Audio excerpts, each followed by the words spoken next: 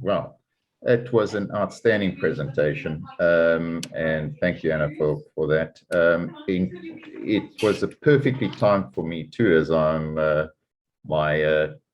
my daughter is actually looking for property in the market, so I'll be reaching out to one of the experts. And what it did was to confirm again that you need expertise. That's it. Love it. I love it. Thank you. Thank you so much, Larry. Danny Van Dien. Oh, he's not there. I'll go to you, Jane. Yes. Oh, I don't know why I've got a croaky voice. Good morning. Thanks, JR. So I guess my key takeaway that I really loved was listening to the narrative about Adelaide. Thank you. And I was very interested as well, because I've got very interested to hear the declining market in Tassie and the reasons why, and just the value of being in a room. And then we went to the breakout room, just listening to people's insights from industries where they stand, and their contribution to me helped me expand my view of property. So it was great value. Love it. Thanks, Jane. Chris. Thank you. I found that a great presentation. Thank you, Anna. But my biggest takeout was probably the value of advice, the value of research, and questioning your own sort of premeditated ideas about things, and being open to feedback, which is something that I'm always trying to be very mindful of, is that I don't know everything as a financial advisor, and I also need to rely on experts in their relevant fields as well. Brilliant. Love it, Chris. Ivan, you're jumping everyone around for me, so I'm trying to keep track of who I've spoken to and who I haven't. Hassan, I know you were in the bank, but you were listening all the way. I'd love to hear your insights.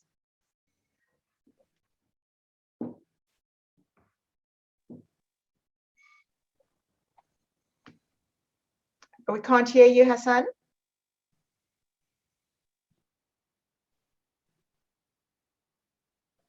All right. What I might do is I might jump to Sunil while Hassan works out how we can make sure that we hear from him. Thank you, Jane. Firstly, great insights on from the presentation. And it was, I guess it was a helicopter view. We didn't drill right down into the finer detail, which is fine given the time constraints. The second thing is, it confirms and solidifies my current strategies and areas that I've selected to develop. And hearing Anna talk about regional, so I've got 3 developments in Bowral, which again, working from home has provided that opportunity where people, it's no longer a limitation to having to live close to where you work. So I've also got developments up in Newcastle and Central Coast. And the prices are going through the roof in these areas for the same reason. Everyone wants to want the lifestyle, they want to live in the area, and now they can work from there, which is great. And the third thing is about, I guess, surrounding yourself with the right people, the team, and the expert that help you get to where you want to. Love it. Thank you. And Nicole and Jack and Zach. We were just discussing that, it's really important to just reiterate the need for data, for information, to make a really educated and informed decision, and to surround yourself with experts. There are a lot of so-called experts out there, but you need to interview them if you're going to use them, and you need to make sure that they are asking all those right questions that people need to know, because there's a lot of people that can say they can do it, but they need to have a client focus so that they are actually, in our case, buying the right property for people and not just shoving them into something because they want to get them off their books and make some money. Also, important to know that, all buyer advocates, that's what they do for a living. They're buying 2, 3, 4, 5 properties a week. That's what they do. So when someone wants to do without that advice, and they're probably buying 1 or 2 properties in a lifetime, it's really, the dynamic changes and everything is stacked in favor of the selling agent.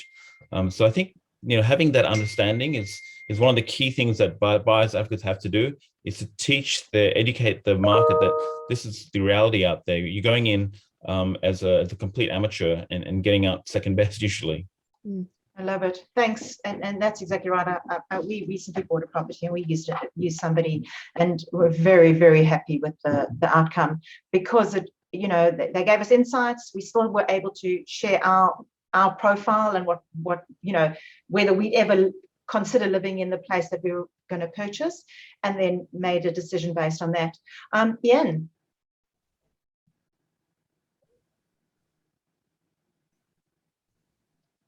Is he gone? He's gone. I'm not sure what happened. Hassan, are you able? Can we hear you now? Not yet, no. Okay, I'm going to go and jump to Peter Faludi. Yes, thanks, Judith. I was heartened to hear the acceptance of the need to have expertise and work together with the team with the right people, and it was a great presentation by Anna to reinforce that. It's something that I think the people on this call understand that, but I do think there are a lot of people out there who don't understand it, and that's the battle, trying to educate people of the importance of that. And I think the insights into some other markets was great. And again, it's probably an education piece to try and convince people they should look beyond, the eastern suburbs or where they particularly are in terms of investment opportunities. So I think it was a great presentation. I think the challenge for all of us is to spread the word and educate people so they understand the benefits of what was said. Brilliant. And I think the thing that for me is so obvious as a non-expert in the property world is that when you listen to somebody speak and they share so many layers as opposed to just one perspective or one angle, it allows you to quickly recognize that this is somebody that knows what they're talking about. Okay, that doesn't mean that you don't go and check and do your own research, but at the same time, it's that positioning of I'm sharing a big whole picture as opposed to just one slice of the pie. It's that holistic view. Kirsty. Sorry, just one quick question, one quick thing. The power of the forum, the power of this property forum is that there's experts in various areas, and I'm just thinking of like your empire, who's focusing on like 9 kilometers around Sydney, and Hassan, who's focusing on house land packages in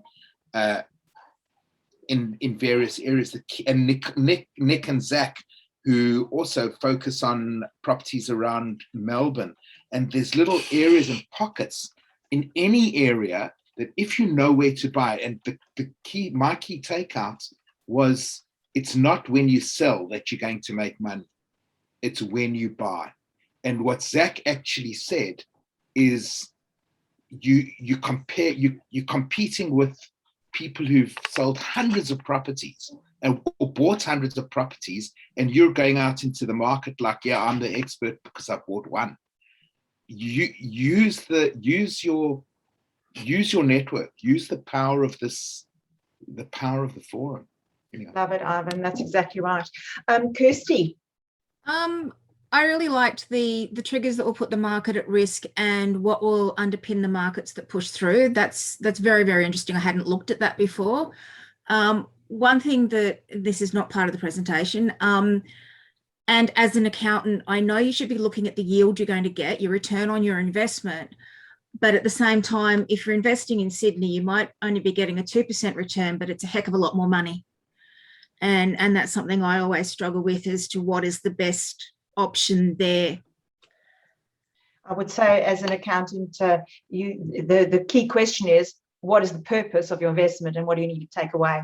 It goes back to that conversation of what am I investing in, what does my long-term plan look like? Because if it is property and you're thinking about it short-term, don't do that. But if you're doing it from a long-term investment perspective, it's key. I would love to go to Hassan. Do you want to try one more time?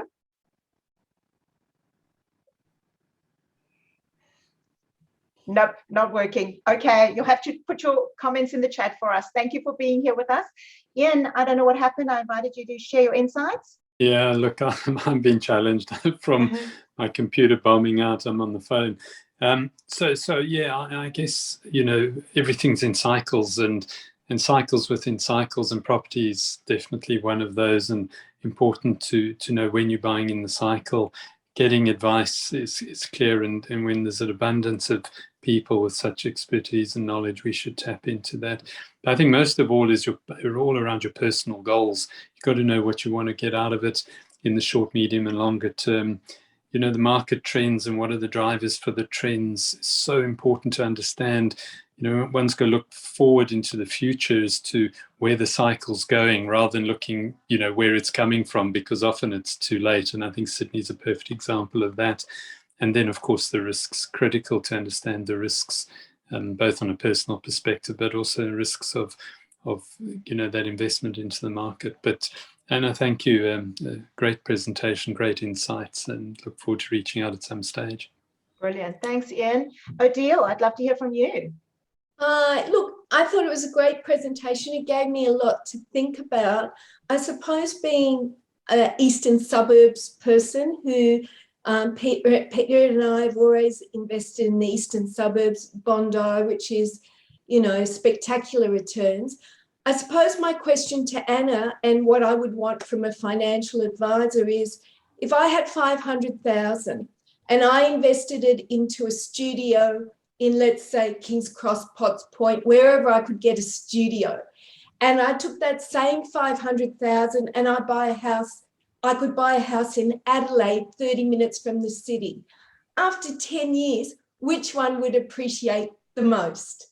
Because it's return on investment. So that would be an interesting thing that I would want to know, because seeing how Sydney has taken off, it's very hard to believe that putting your money in Adelaide or somewhere like that is going to have such a spectacular return.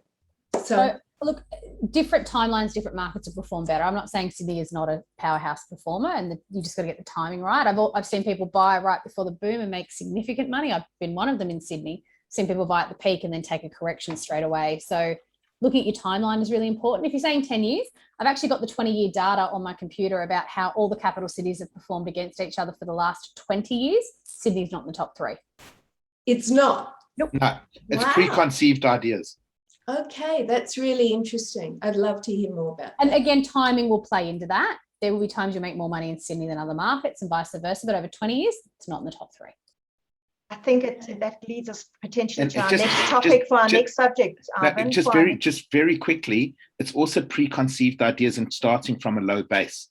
So you can buy something for $300,000, put $30,000 in it, and even if it goes to $400,000, that $30,000 is giving you a $100,000 return, as opposed to buying a property at $500,000 and it increases by 20%. It depends if you can borrow and what your borrowing capacity is.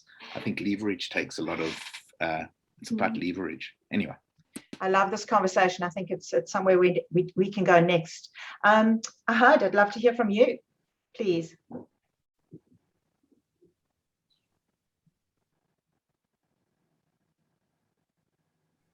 Thank you, Jaya.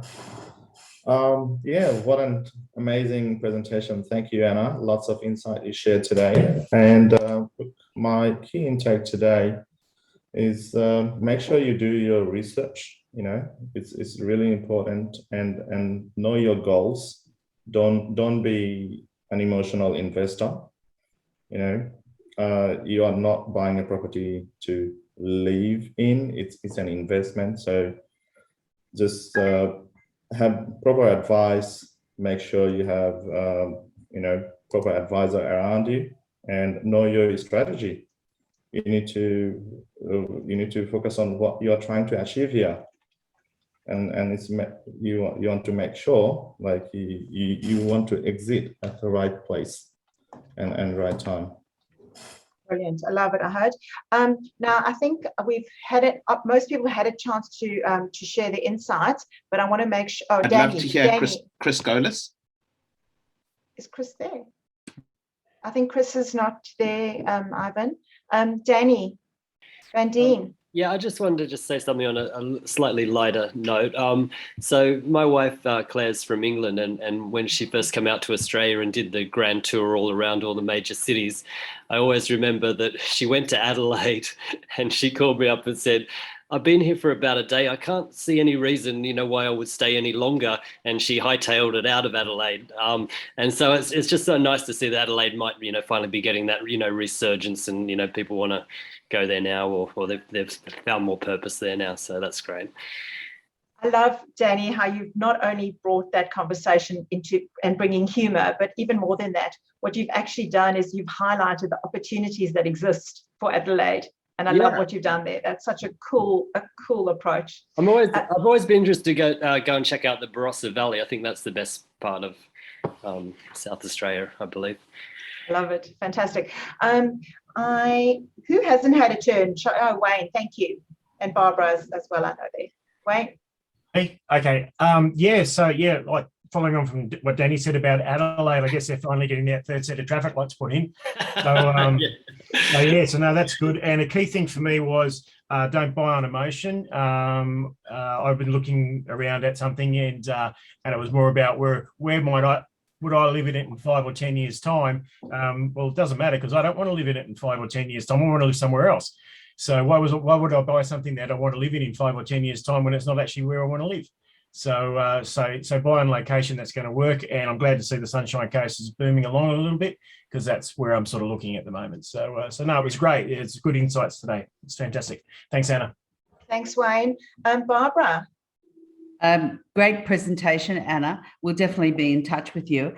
The key thing for me was, apart from doing your research and things that other people have mentioned, is the different sectors of the market and Anna's analysis of them. In other words, whether it's industrial or whether it's freestanding or NDIS. I mean, you should look at different sectors, not just focus on maybe freestanding houses where there might be opportunities in other areas. Great. Thanks, Barbara. And there's some highlights and points that have been shared in the chat box. So if you want to save the chat box, click on the 3 dots to the right and save it. And Ivan, your key takeouts.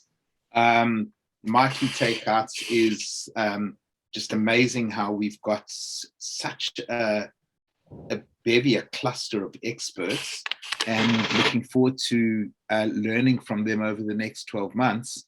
And more importantly, the power of connection. How do we connect this group of experts to those who want to play, and those who want to invest, and those who can invest? And the nice thing about this concept is that people who have got $10 million plus, and family offices have got $200 million, people who've got money can afford to pay their bills.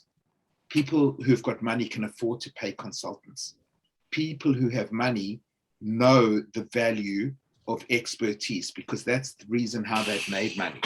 They've made money with mentors. They've made money through connection. They've made money through collaboration.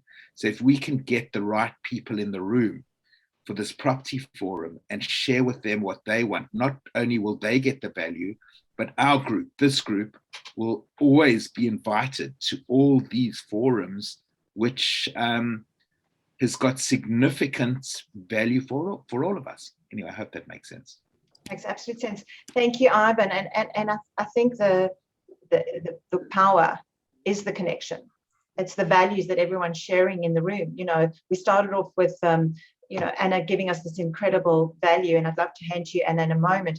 And then Nicole and Zach turning around and saying, well, I only really align myself with amazing people. And for me, I always want to have some knowledge, but I don't necessarily want to be the smartest person in the room, because then I'm not learning and I'm not surrounded by experts. And I think there's David Shane's going to be speaking to us in a couple of months' time. And he's just written a book about how he's the dumbest person in the room and how effective that has been for his progress and success. He sold his business 15 years ago for $600 million. Well, that's the point, isn't it, Ivan? Yeah. And look, I have it on good authority that he ain't ain't the dumbest person in the room, but it's the willingness to listen to others who know more, and that's where the power is. And I think as well, besides that, because he spoke at an event a few years ago, and spent a lot of time with David, it's about being humble and being grateful. Like the gratitude. When he came to speak at an event in Sydney about 2 or 3 years ago, I don't know if any of you came, and it was 7:45 and he should have been there. He said, hang on, I'm just actually buying a coffee for the beggar on the corner. You know, it's just that empathy that makes people successful. Love it, Ivan. That's so powerful. And I'd love you to close up for us, and then we'll head off, and hopefully those of you who want to come along to our session on the 16th will be joining us. Okay, just before that, on the 16th of November, again, people who are interested in being part of a property forum, who believe they've got some expertise in property, we're looking to get a maximum of 15 members who will specialize in property. And we're having a briefing session, and the focus is to add value to high net worth individuals who are worth at least $10 million and family offices who are worth gazillion, jamillions. So thanks, Iv. Thank you, Ivan. Anna. Yeah, well, thank you, Ivan and JR, for pulling this together. Obviously, a bit of work behind the scenes. Nicole and Zach, I'd love to reach out as well, because you guys are specialists in that Melbourne metro market. We have clients that are looking to move there from time to time, and certainly not something that I put my hand to. So, and in terms of everyone in the room, I think the power is that connection. We don't do finance, we don't do the tax advice, we don't do the financial planning advice, none of that. I wouldn't even be able to tell you where to start with that. So it'd be great to connect with more of you, because our clients obviously have needs in that sector too. So thank you all for being such a great group to connect with. It's been a real pleasure. Thanks, everybody.